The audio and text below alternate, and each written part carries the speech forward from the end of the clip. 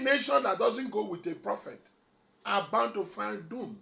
Any man living, any living person that does not have a prophet giving you a guide, I call them guiding angel, your life will end up in destruction. Israel know what it means to consult God and to seek God before they even go for a battle. Whatever they want to do, they ask a prophet. And because of where they are coming from, we all actually, our eyes become open. Civilization enter mankind in the land of Egypt. And in Egypt, there are things they do to seek their God. And their God is a dead God. Their God they are magicians. It's not a miracle working God.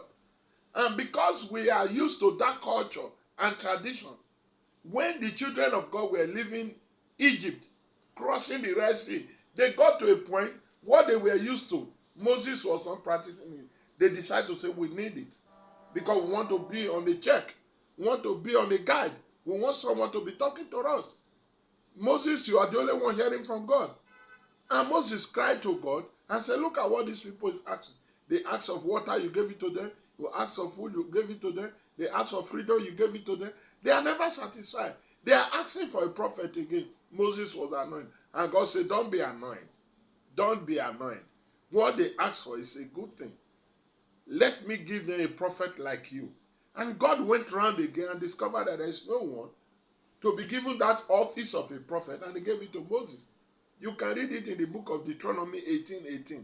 Moses again was still afraid of the people, that they may not believe him. Behold, and he gave conditions of how you know who is a prophet, who speaks the mind of God, who God is talking to and who God is using, and the one that are just blaspheming and God is not using them. He gave condition of how you know them. You can read it. Deuteronomy 18:18. And when the people actually saw the manifestation of God's power in Moses' life, they were forced to believe Moses. Even where Miriam, the senior sister of Mary, challenged Moses, God reacted. You don't talk to a prophet anyhow. Prophets are men with hot temper. Prophets are people who speak the mind of God. You don't challenge them. They are not pastors. They don't beg. They don't argue. They don't debate. It's not until the sky is getting dark before they tell you that, look at what is going to happen. They are like an eagle. Bible called them the watchmen, the gate men. People got placed in a position to always know the next thing to do, when to open and when to shut the door. That's what prophets are. You can get that also in the book of Amos. That's what God put them to be. So, when you want to know the mind of God, you want to consult God, there are prophets. And every religion, hear this, every religion have their own prophet. In Judaism, there are prophets. In Buddhism, there are prophets. In Christianity, there are prophets. In Islam, there are prophets. In paganism, there are prophets. So every other prophet outside that of Christianity and Christ of the Bible, we call them the prophet of Baal. They never say the truth. They have eyes, they have mouth, they cannot do things. But that God of the Bible, Jesus of the Bible, resurrected Christ. If you read what he did and where he became a God that speaks through men, all the manifestation took place in the book of Acts chapter 1 from verse 8, where he gave an instruction. Wait for me. I will give you the power to prove who I am, so that you can witness me, so that you can go to anywhere and everybody will know that you are serving a living God. It happens in Genesis, where God tell Adam, wait for me. Adam didn't wait. Why? Because he was lured out, he was deceived to do what he's supposed not to do, and he left his place of assignment. But in the book of Acts, the disciples waited until power came. Bible says, wait until you receive the power of the Holy Spirit. Until Holy Spirit is dwelling in you, you are a dead man. You are a prophet of Baal. Until you are being led by the Spirit of the living God, which is called the Holy Spirit, that Paul and Silas displayed, that Peter and John and all the rest displayed, taking away ugliness in a place of beauty at the beautiful gate. Jesus saw that man. Jesus passed him because the man never believed. But that was the first example Peter and John showed. Paul and Silas prayed. Prison gate open on their own. So many things happen. Why? Because of the power of the Holy Spirit. And when you have a Holy Spirit, you are serving a living God. Other gods don't have that. Other gods don't have that. We call them the prophet of Baal.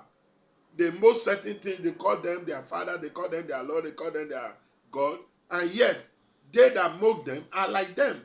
But we that serve a living God, we that speaks for God authoritatively, and what we say come to pass, we are children of the living God.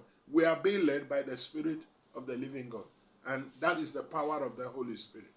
Know it now that there is difference between prophet and prophet. Our nation, every nation in the world needs prophet. Every state needs prophet. Every leader needs prophet. You are in a place of authority, you need prophet. You are a king of a kingdom, you need a prophet. This prophet, they are in charge of ordinations. They are in charge of blessing. They are in charge of cursing. They are in charge of revoking, neutralizing, breaking of curses and covenant. They are in charge of changing any utterance that anyone have made against you. If there is any man to pray, there is God always to answer. And if God want to use men to answer your prayer, he send you a guiding angel or a prophet. And I am advising and admonishing that every man hearing the sound of my voice, you need a prophet. Who is your prophet? You need a prophet. Be on guard. Don't violate this word. You need a prophet to guide you. We are all coming from Egypt. We are going somewhere. Somebody need to guide you. Somebody need to tell you, go this way, don't go that way, do this, don't do this, don't do this. Bible said the Syrians waged war against the children of the living God, Israel. And severally, Prophet Elisha sent a message to the king of where to pass or where not to pass because the enemy have set trap there. Prophets see this thing ahead of time. Yes, a lot of persons, a lot of men who say they are prophet, they have bastardized it. Some have used it as business language. Some have used it to do this or that. But you don't have the right to judge.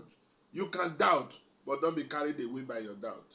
There are still prophets existing in today's church. I admonished you. Look for one.